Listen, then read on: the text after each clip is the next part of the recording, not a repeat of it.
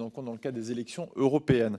Je donne à présent la parole à notre collègue vice-président de la commission d'enquête, M. Laurent Esquenet-Gox, et j'en profite pour le remercier pour les quelques auditions où il accepte de bien vouloir présider à ma place. Merci, cher collègue, vous avez la parole. C'est un grand plaisir. Merci, Monsieur le Président. Monsieur Hanouna, je tiens d'abord à vous remercier de vous être déplacé pour cette audition de notre commission d'enquête, ayant compris qu'à l'origine, vous ne souhaitiez pas venir. Je vais me rapprocher du micro.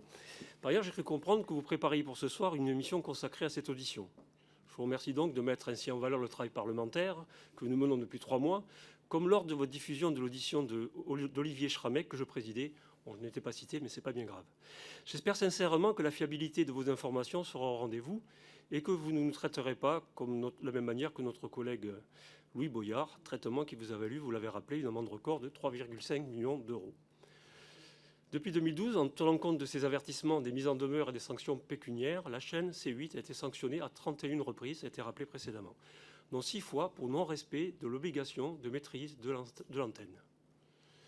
Les 3 sanctions financières de l'Arcom à l'encontre de C8 visent votre émission de TPMP en raison de nombreuses mises en garde pour manquement de l'exigence d'honnêteté et de rigueur dans la présentation et le traitement de l'information, de non-respect des règles relatives aux modalités d'apposition de la signalétique jeunesse et de défaut de maîtrise de l'antenne.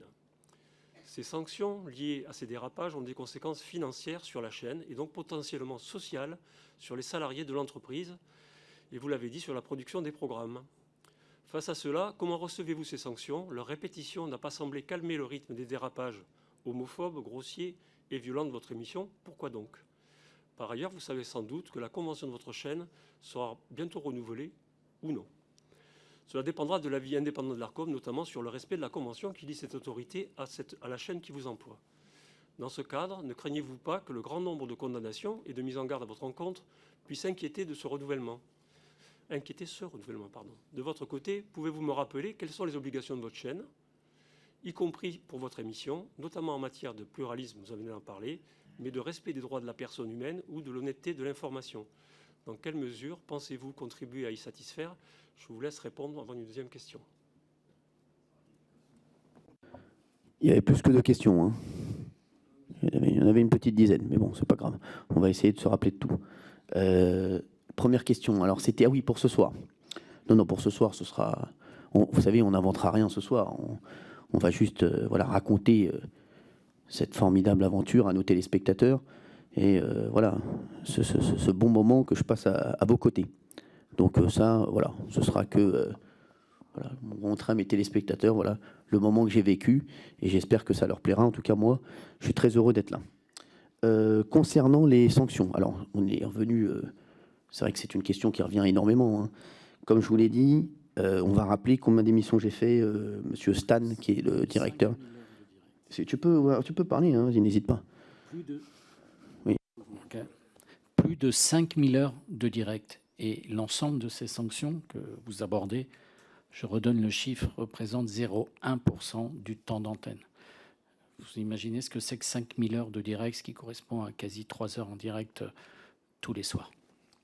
Monsieur le vice-président, je vais rebondir là-dessus.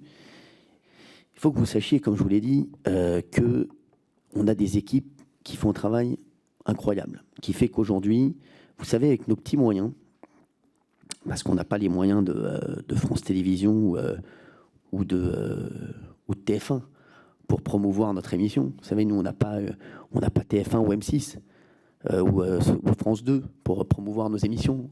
Voilà, on est, mine de rien, la chaîne premium du groupe. Enfin, il y a Canal qui est pas une chaîne qui est une chaîne voilà d'abonnement, donc voilà, qui est une chaîne payante. Donc forcément, nous, on est la chaîne.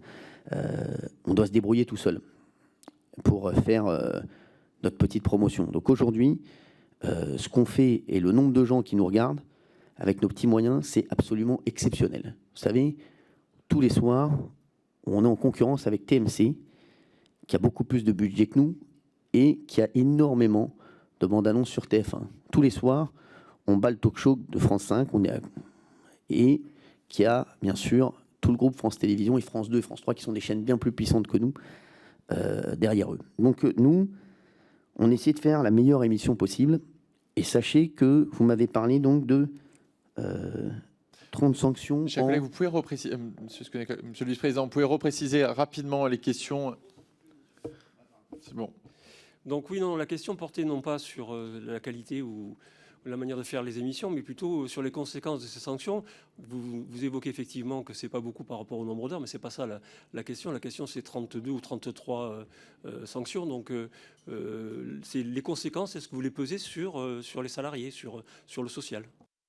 Non, mais les conséquences sur les salariés, il n'y en a aucune, monsieur le vice-président, désolé, hein, puisque c'est moi qui suis en charge de me débrouiller avec C8 pour trouver les meilleurs moyens. Et c'est moi qui, sachez-le, monsieur le vice-président, c'est sur mes deniers personnels que je prends les sanctions. Quand je les aide, c'est pas, voilà, c'est surtout moi ou ma société, mais parfois ça a été beaucoup moi personnellement qui ai demandé à C8, comme l'a dit monsieur Saint-Toul tout à l'heure, de réduire mon salaire. Voilà, donc je vous le dis, ça n'a aucune, voilà, ça n'impacte pas du tout les salariés. Sachez-le, ni de Canal+, ni de C8, ni de H2O. Hein, on est d'accord. Oui, alors, mais c'était sous-entendu, mais vous ne l'avez peut-être pas compris, mais la question était posée sur le social. Si jamais votre chaîne n'était pas renouvelée sur la TNT, il y aurait donc un impact social sur votre carrière, certainement, mais également sur les salariés. Vous avez bien raison de le dire. Mais vous savez, voilà, vous avez bien raison de le dire. Ça prouve bien que... Et vous avez raison de souligner le fait qu'on ait énormément de salariés et qu'on fasse travailler énormément de gens. Vous savez, moi, mon succès, je le partage. Et je le partage avec énormément de monde et avec mes équipes, avec les équipes de C8. Et aujourd'hui, vous avez raison de préciser qu'on a énormément de gens qui sont derrière nous, qui nous soutiennent, qui sont heureux de travailler avec nous et qui comptent sur nous. Donc forcément, vous savez, le succès de l'émission, comme je vous l'ai dit, c'est beaucoup ma personnalité. Donc forcément, je vous dis, toutes les personnes qui travaillent avec moi sont derrière moi, elles croient au projet, elles croient en l'émission, elles aiment l'émission. Et bien sûr que ces personnes-là, elles sont associées à mon succès, mais s'il n'y avait pas eu de succès, il n'y aurait pas eu H2O, toutes ces personnes qu'on emploie aujourd'hui, on n'aurait pas eu un C8 aussi fort. Donc forcément, oui, Merci, on monsieur pense à Hanouna, tous ces gens, mais vos on réponses. essaie...